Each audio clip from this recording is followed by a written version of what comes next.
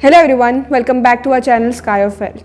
Friends, हम अब इस वीडियोस में और आने वाली वीडियोस में होम्योपैथिक रेमेडीज़ के बारे में बात करेंगे और उसकी सीरीज़ को कंटिन्यू करेंगे। और इस वीडियो में हम लाइकोपोडियम के बारे में बात करेंगे। लाइकोपोडियम की डिटेल स्टडीज़, उसके सिम्टम्स, उसका मेडिकल यूज़, कौन सी बीमारी में आप लाइकोपोडियम यूज़ कर सकते हैं और उसकी क्या खासियत है, इस सब के बारे में इस वीडियो में हम डिटेल में स्टडी करेंगे। So friends, without wasting time, let's start this video. But before we start, I would like you people to please subscribe to our channel Sky of Health.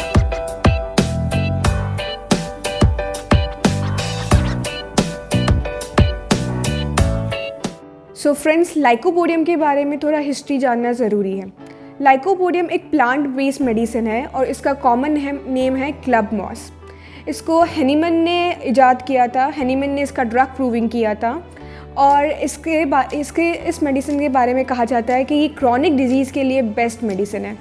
It is one of the polycrest remedies और ये उन बीमारियों पे ज़्यादा काम करती है जो बॉडी में डीप सीटेड होती है। डीप सीटेड डिजीज़ के ऊपर इसका एक्शन बहुत बेटर होता है। इसलिए कहा भी जाता है कि लॉन्ग टाइम के लिए लाइकोपोडियम को कंटिन्यू नहीं करना चाहिए। अगर एक बार आपके सिम्टम्स सबसाइड हो जाए, दैट मीन्स आपको लाइकोपोडियम को स्टॉप कर देना। अब हम कॉन्स्टिट्यूशन के बारे में बात करते हैं। फ्रेंड्स, कॉन्स्टिट्यूशन का मतलब है मेकअप ऑफ द बॉडी। अगर लाइकोपोडियम का कोई पेशेंट आपके पास आता है तो आप उसको कैसे जल्दी से जल्दी रिकॉग्नाइज कर सकेंगे, उसको हम कॉन्स्टिट्यूशन बोलते हैं। सो लाइकोपोडियम का जो पेशेंट होता है ना, वो इंटेलेक्चुअली वेरी कीन, इंटेलेक्चुअल होता है, इंटेलिजेंट होता है, बट फिज़िकली बहुत वीक होता है, डेबिलेटेड होता है। एंड लाइकोपोडियम का थर्मल ही is very sensitive to cold. ठंड से या तो कोल्ड थिंग से उसको बहुत ज़्यादा सेंसिटिविटी है। He can not tolerate anything that is cold. And lycopodium के बारे में अगर ये भी कहा जाता है कि जो पेशेंट होता है उसका जो अपर बॉडी होता है वो इमेसिएटेड होता है। इमेसिएशन का मतलब कि बहुत दुबला पतला सा थिन और लीन पेशेंट अपर बॉडी से दिखता है। और जो लोअर पार्ट होता है वो फ्लैबी होता है, वो थुलथुला होता है और थोड़ा सा मोटा दिखता है। तो ये बहुत ज़्यादा पेक्यूलर और कैरेक्टरिस्टिक सिम्टम है जिससे आप पहचान सकते हो कि आपके पास एक लाइकोपोडियम का पेशेंट आया है। सो दोस्तों, अब हम लाइकोपोडियम के गाइडिंग सिम्टम्स मतलब मेन सिम्टम्स, जो बेस सिम्टम्स होते हैं, आप पहचान सकते हैं कि आपके पास एक लाइकोपोडियम का पेशेंट आया है। वो सिम्टम्स होते हैं कि lycopodium first of all and most important right sided remedy होती है। जो भी पेशेंट आपके पास कंप्लेन लेके आएगा उसको राइट साइडेड कंप्लेंट्स होगी। For example right sided stomach problem या तो राइट साइडेड लिवर प्रॉब्लम्स, जो भी प्रॉब्लम होगा वो राइट साइड से स्टार्ट होगा। Second and most important symptom ये है कि जो लाइकोपोडियम होता है ना, उसे भूख बहुत ज़्यादा लगती है, पर जब वो खाना खाने बैठता है तो 2 बाइट में उसका पेट फुल हो जाता है। ऐसा लगता है कि उसने अपने गले तक खाना खा लिया हो। तो इसको अपन मेडिकल लैंग्वेज में कैनाइन हंगर भी बोलते हैं। तो lycopodium patient has a canine hunger. Third के इसमें टाइम मोडालिटी बहुत इंपॉर्टेंट है। अगर पेशेंट की कंप्लेंट्स 4 to 8 PM के बीच में सबसाइड हो रही है, 4 to 8 PM के टाइम पे पेशेंट को मेनली उसका कंप्लेन का एग्रावेशन हो रहा है, दैट मीन्स कि it is a typical lycopodium patient. Lycopodium patients जो होते हैं ना, उनमें यूरिनरी कंप्लेंट्स बहुत देखने को मिलती है। अब आगे यूरिनरी कंप्लेंट्स को डिटेल में स्टडी करेंगे, बट कहा जाता है जो लाइकोपोडियम पेशेंट की यूरिन होती है वो रेड सैंडेड यूरिन होती है। लाइकोपोडियम पेशेंट के अंदर डाइजेस्टिव प्रॉब्लम्स भी बहुत ज़्यादा कॉमन होती हैं। उन्हें हर चीज़ का जो टेस्ट होता है वो बहुत सोर होता है, सोर डिस्चार्जेस कहा जाता है। भले ही वो इरेक्टेशन हो या तो कॉन्स्टिपेशन हो, whatever the discharges are, वो सब सोर होते हैं। लाइकोपोडियम के जो पेशेंट होते हैं उनमें कॉन्स्टिपेशन की भी प्रॉब्लम्स बहुत ज़्यादा कॉमन होती है। कहा जाता है कि इन पेशेंट की जो कॉन्स्टिपेशन की प्रॉब्लम होती है ना, वो प्यूबर्टी के बाद स्टार्ट हुई होती है। या तो वो पेशेंट्स जो अपने होम टाउन से दूर होते हैं, फॉर एग्जांपल कॉलेज स्टूडेंट्स तो दूसरे शहर के अंदर स्टडीज़ करने के लिए जाते हैं, या तो अगर उनका होम टाउन चेंज होता है, अपने घर से दूर है, तो उन्हें लगता है कि वो हमेशा कॉन्स्टिपेटेड रहते हैं, उनका पेट या तो डाइजेस्टिव प्रॉब्लम कभी भी ठीक नहीं होती। उन पेशेंट्स के लिए lycopodium is a very good remedy. Lycopodium में एक और पेक्यूलियर सिम्टम है कि उसका जो राइट फुट होता है वो कोल्ड होता है और जो लेफ़्ट फुट होता है वो हॉट होता है। ये थोड़े अजीब और पेक्यूलियर सिम्टम है जिससे आप लाइकोपोडियम को ईजीली पहचान सकते हो। सो फ्रेंड्स, ये थे गाइडिंग सिम्टम जिसके बेस के ऊपर आप अपना कंक्लूजन निकाल सकते हो कि आपके पास जो पेशेंट है या तो जो भी पर्सन अपनी कंप्लेंट्स बता रहा है वो लाइकोपोडियम का हो सकता है। अब जो कंप्लेंट्स मैंने बताई है उसको अपन थोड़ा डिटेल में स्टडी करते हैं और उसके पर्टिकुलर सिम्टम्स के ऊपर कॉन्सेंट्रेट करते हैं। पर्टिकुलर्स के बारे में बात करते हैं। First of all, headache. जो हेडेक लाइकोपोडियम के पेशेंट में होता है वो ड्यू टू डाइजेस्टिव प्रॉब्लम्स होता है। जैसे अपन ने गाइडिंग सिम्टम्स में पढ़ा था कि इन पेशेंट में डाइजेस्टिव प्रॉब्लम्स बहुत कॉमन होते हैं, तो जिसमें डाइजेस्टिव प्रॉब्लम्स होते हैं उनमें ये हेडेक भी बहुत कॉमन होता है। अब हेडेक का सिम्टम क्या होता है कि वो बहुत बर्स्टिंग हेडेक होता है, ऐसा लगता है कि सिर फट जाएगा।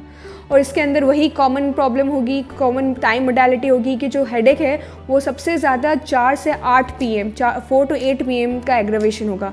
4 to 8 PM पर्सन को ऐसा लगेगा कि उसका सर बहुत ज़ोरों से दर्द हो रहा है और फट जाएगा। फ्रेंड, अपन सेकंड पर्टिकुलर की बात करते हैं, that is gastric symptoms. Gastric symptoms के बारे में अपन पहले भी बहुत पढ़ चुके हैं, अब इसमें थोड़ा डिटेल करते हैं। जो गैस्ट्रिक प्रॉब्लम होता है दैट इज़ कि पेशेंट को सबसे पहले कॉन्स्टिपेशन बहुत कॉमन होता है, वही रीज़न कि वो अपने होम टाउन से दूर है। लिवर प्रॉब्लम्स बहुत कॉमन होती है। जो भी डिस्चार्जेस होते हैं वो सब सोर होते हैं, और जो भी फॉर एग्जांपल इरेक्टेशंस होते हैं या तो नेसल डिस्चार्ज होते हैं, आपको लगेगा वो सब सोर है। लाइकोपोडियम के पेशेंट में एक और प्रॉब्लम होती है कि उनका जो माउथ होता है वो हमेशा ड्राई होता है, ऐसा लगता है कि उनका माउथ है वो बहुत ड्राई है और सूखा है। अपन ने गाइडिंग सिम्टम में भी एक पेक्यूलर सिम्टम्स की बात की थी कि लाइकोपोडियम के पेशेंट को भूख बहुत ज़्यादा लगती है, पर थोड़ा सा भी खाता है तो उनका पेट फुल हो जाता है, that is known as canine hunger. So these are some of the important gastric symptoms जो आपको लाइकोपोडियम में अगर लाइकोपोडियम के पेशेंट में दिखे तो आप बेझिझक लाइकोपोडियम प्रिस्क्राइब कर सकते हो। और इसी के साथ साथ आपके अंदर ये दूसरे भी सब सिम्टम्स दिखते हैं तो आप लाइकोपोडियम का इस्तेमाल कर सकते हो। फ्रेंड्स, अब बहुत इम्पॉर्टेंट लाइकोपोडियम के पर्टिकुलर के बारे में जानेंगे, दैट इज़ यूरिनरी ट्रबल। अब यूरिनरी जो ट्रबल होती है ये लाइकोपोडियम में बहुत कॉमन होती है, लाइकोपोडियम के पेशेंट में बहुत ईजीली पाई जाती है। इसमें फर्स्ट प्रॉब्लम है कि जो यूरिन होती है वो बहुत फ्रिक्वेंट होती है, बहुत कम इंटरवल में आपको ऐसा लगता है कि you have to go and urinate. जो यूरिन होती है वो रेड सेंडेड यूरिन भी हो सकती है, जो लाइक फॉर एग्जांपल कि यूरिन के अंदर आपको ब्लड या तो ब्लड के कंपोनेंट्स देखने को मिल सकते हैं। जो लाइकोपोडियम का पेशेंट होता है वो यूरिनेशन के पहले बहुत ज़्यादा चीखता चिल्लाता है और कभी कभी रो भी देता है क्योंकि उनको बहुत ज़्यादा पेन होता है। लाइकोपोडियम स्टोन्स के लिए, यूरिनरी स्टोन्स के लिए भी बहुत अच्छी मेडिसिन मानी जाती है। लाइकोपोडियम का जो यूरिनरी सिम्टम है वो चिल्ड्रन में, बच्चों में भी बहुत देखा जाता है कि बच्चे यूरिनेशन के पहले बहुत चिल्लाते हैं, बहुत रोते हैं क्योंकि उन्हें बहुत ज़्यादा दर्द होता है। तो अगर ये कैरेक्टरिस्टिक सिम्टम आपको बच्चे में दिखता है तो आप लाइकोपोडियम के बारे में सोच सकते हो। फ्रेंड्स, अब हम मेंटल सिम्टम्स की बात करते हैं लाइकोपोडियम के बारे में। तो एक मेंटल सिम्टम्स हमने कॉन्स्टिट्यूशन में देखा था कि पेशेंट, लाइकोपोडियम का जो पेशेंट होता है वो इंटेलेक्चुअली बहुत कीन होता है, बहुत स्मार्ट होता है, बट फिजिकली बहुत ज़्यादा वीक होता है। जो लाइकोपोडियम के पेशेंट्स होते हैं, फॉर एग्जांपल कोई ऑफिस गोइंग पर्सन है या तो कोई ऐसा पर्सन है जिन्हें स्टेज पे जाके कुछ बोलना होता है, कुछ स्पीच देनी होती है, तो वो लोग बहुत ज़्यादा नर्वस होते हैं, बहुत ज़्यादा डरे हुए होते हैं कि शायद से वो स्टेज पे जाके कुछ गलत बोल देंगे या तो उनका कॉन्फिडेंस लेवल गिर जाएगा या तो something they will do wrong. तो बट जब स्टेज के जाने के बाद वो पेशेंट में कॉन्फिडेंस मन से आ जाता है और वो लोग स्टेज पे बहुत अच्छे से परफॉर्म करते हैं। जो ऐसे पेशेंट के लिए lycopodium is a best remedy.